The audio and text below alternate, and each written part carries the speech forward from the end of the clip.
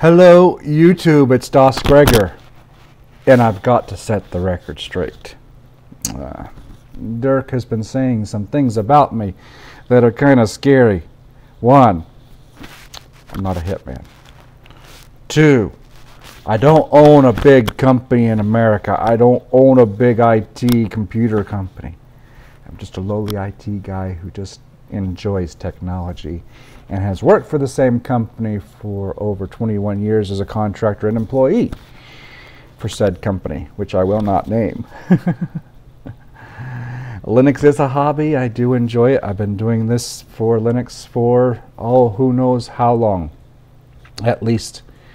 I tried it in the late 90s, and I finally settled on Gen 2 back around, I'd say 2002, 2003. Used SUSE for a very long time. Very much enjoyed SUSE, but then switched over to Gen 2, and I've been a Gen 2 fanatic ever since.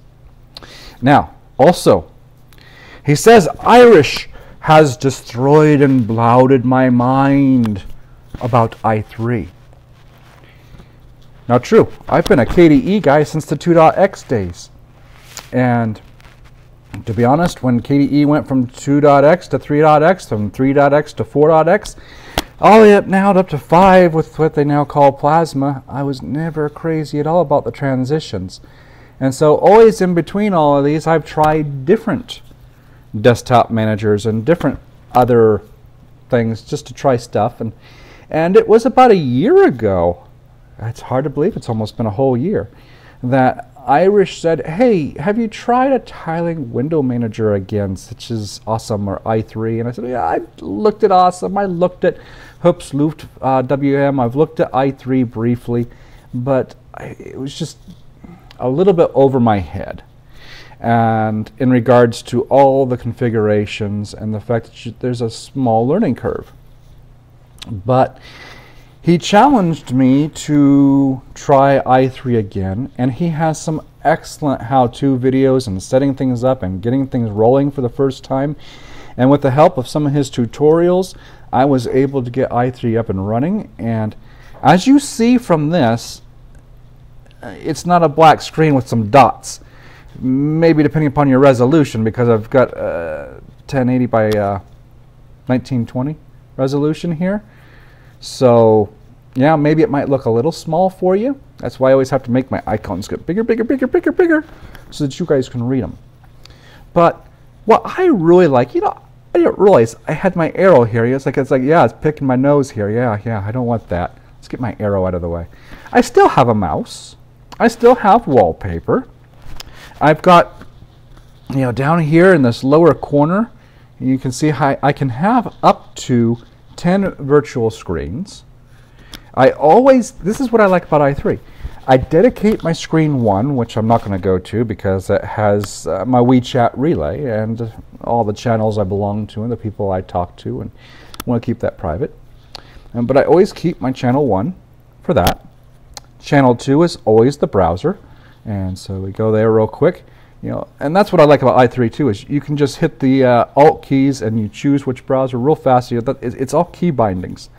And once you start to learn your key bindings, it's like, I miss the days of key bindings, because ever since the introduction of the mouse, it became a two-handed operation, and I am physically handicapped. I do have a partial paralysis of my right side. I can't use my right hand. It's one of those things, like my right hand here. My thumb pops in and out because of a double joint, but I have almost no feeling in this hand at all. I can open and close it. If I think real hard, I can use that finger and I can take a pinch, but I can't use these other 3 fingers at all. They either open or close. So when I'm typing, I'm one-handed. And so I've got to constantly be going back and forth, and I can't use this hand for the mouse. So I've learned to compensate. I've been this way my whole life. So key bindings is great for me. I love being, now you say, DasGregor, you could do key bindings in anything. You just have to get yourself the software set up and you can do it. And yes, I do realize that. I realized that I could do that, and I thought about it after I really got into i3.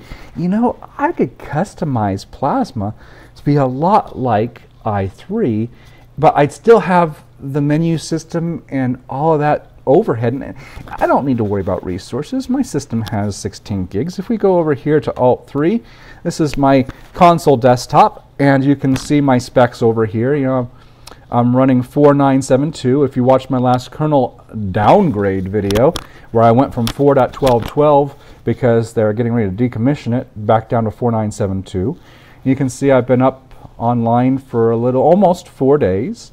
I've got about 1458 packages. Yeah, my resolution 1920 by 1080. My window manager's i3. Yeah, I've got here a Core i7 4700 MQ. It says it's at 3.4 gigahertz, but I believe it's really only at 2.4 gigahertz. I'm not sure why suddenly.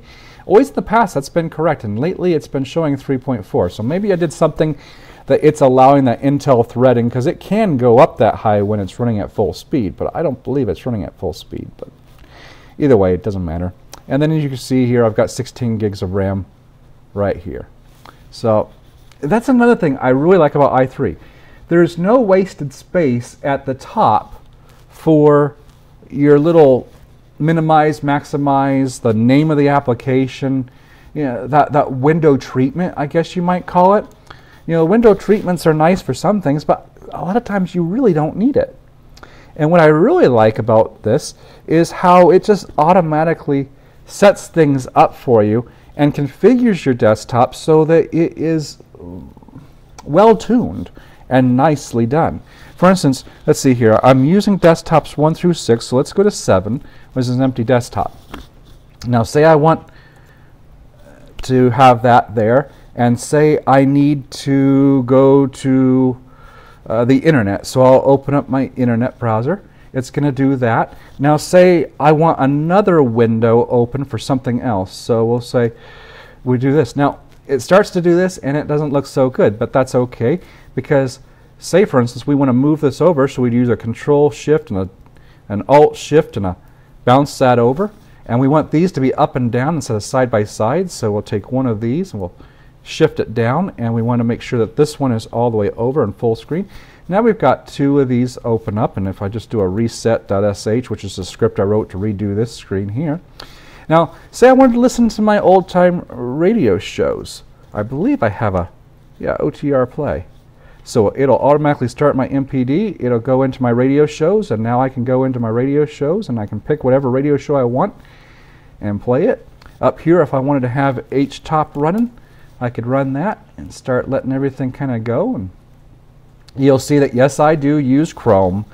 I am addicted to the way that is, but after Dirk's last video about Basilisk, or yeah, I think it's Basilisk, I might look into that, although there isn't a package in Gentoo for it.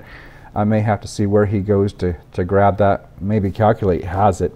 I'm not sure. But the window management is really nice. I love not having any spacing between these windows. I love how if I mouse over, it automatically grabs everything. Now, a nice thing too is if we go back here, you know, if I wanted this windowed, I can still use my Alt in this and move it around whatever I like. If I wanted it to be, I think, full screen again, I can be full screen. Wow, if I'm all over your desktop, that's too big. You know, Shift, Alt, and space.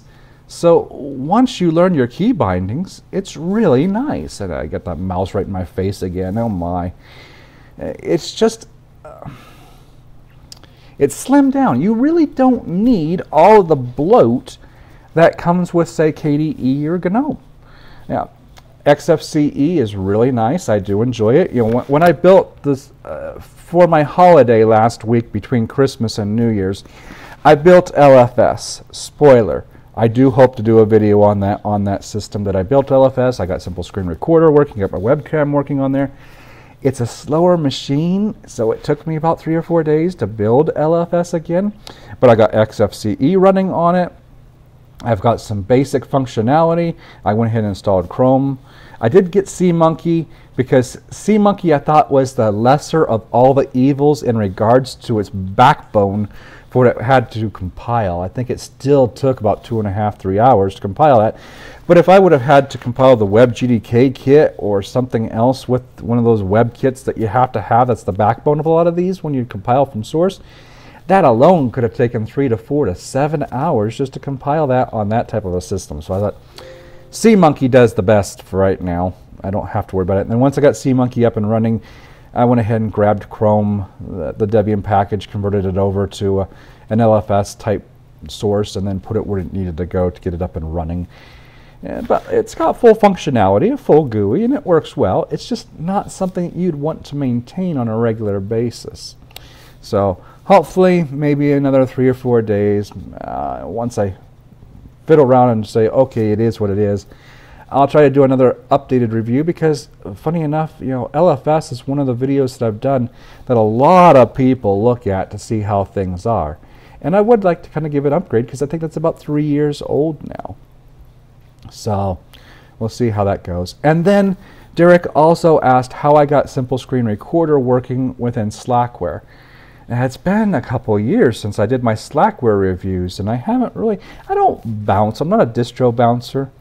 Now, when I do a review on a different distribution, I'd like to install it on bare metal, because when you do it inside a VirtualBox, as Dirk mentioned about how things were working in his VirtualBox but didn't work on bare metal, that's exactly why I don't like to do reviews from a VirtualBox. If I ever do a review from a VirtualBox, it is not because I am running that OS full from there and I'm doing my review about that OS inside the VirtualBox. It's because for some reason I could not get a certain feature to work properly, maybe even a Simple Screen Recorder, which I do love. It's my favorite, of all the things. And when it comes to recording my desktop, so much easier than knowing what all of the FFmpeg dash commands are and that sort of thing. I've never really quite learned how to just use FFmpeg. I mean, that would make more sense if you could just use a command line and set yourself up a script that would just start recording your desktop properly. But I have been so spoiled with how awesome Simple Screen Recorder is. I have tried OBS Studio in the past. I wouldn't mind trying that again and seeing how that works, but Simple Screen Recorder is just always done well. So he asked me how I got that set up within Slackware. Now I know I got that working in Slackware, because I know I did all of my videos back then using Simple Screen Recorder with my Slackware different derivatives and such. So once I get done with LFS on this other laptop, I'm going to try to do my video. I'll try Slackware again, or maybe Salix or something like that. And we'll see if we can figure out how we got that working, because you know what? I've slept a lot since I did those videos and I forget stuff. That's the thing. If you learn something and you don't practice it, you're going to forget it. Even if you're an expert today on something, stop doing it for 6 months and then try to remember how you did it. And for the most part, it's not like jumping on a bike and riding it again. Things that you learn, command lines, things, that sort of stuff, you're going to forget them after a while. And so if you don't dive into something and really stick to it, it's going to be more difficult when you jump back to it and try to do it again. But in regards to i3 and some of the rumors that Dirk has been starting to say, oh dear, I don't want people thinking I'm rich. I am far from rich. If I was rich, I'd have a lot better system set up. I'd have a much better, I'd be like a professional mic, maybe some lighting, a green screen behind me so I can look like I'm sitting at the beach. Oh no, that's way beyond me. No, I don't own any big IT companies. i3 is perfect though. It's not for everybody, but that's the great thing about Linux.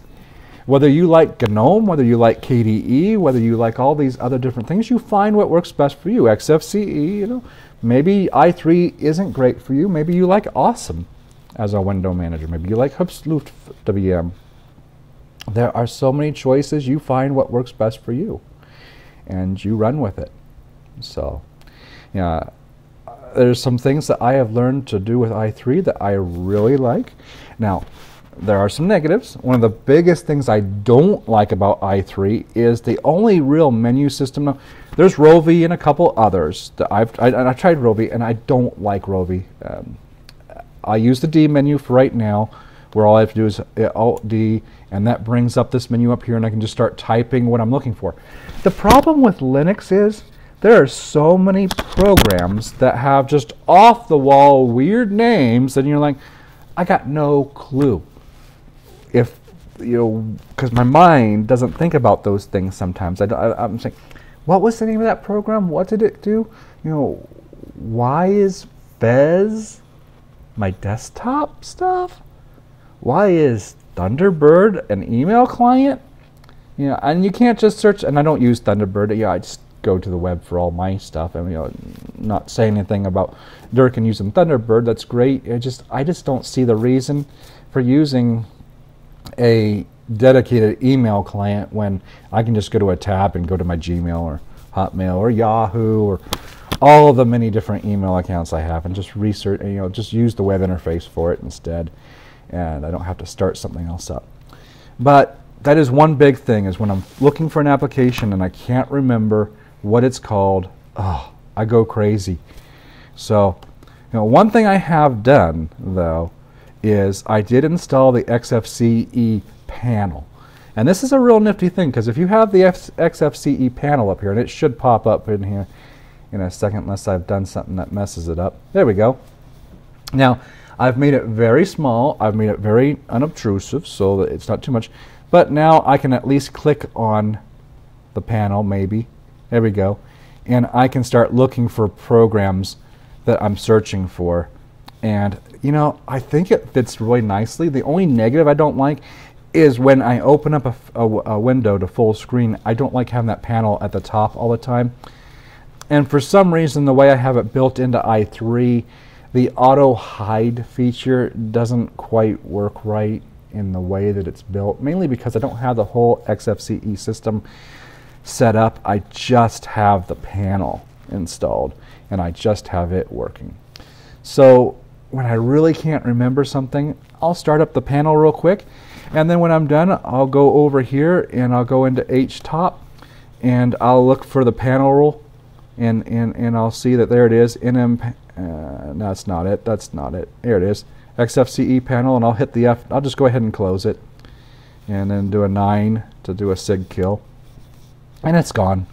So I can just go ahead quickly, find what I'm looking for, get out of it, and don't use it. But it's really handy, and that is one thing I really miss. Now, I love what I have done with down here. You know, I've got my virtual desktops over here.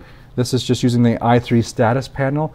I've got these little widgets here that tell me what my root size is, what my home size is, my battery level, because this is a laptop, my temperature, which gets very hot when I compile and very hot when I play Minecraft.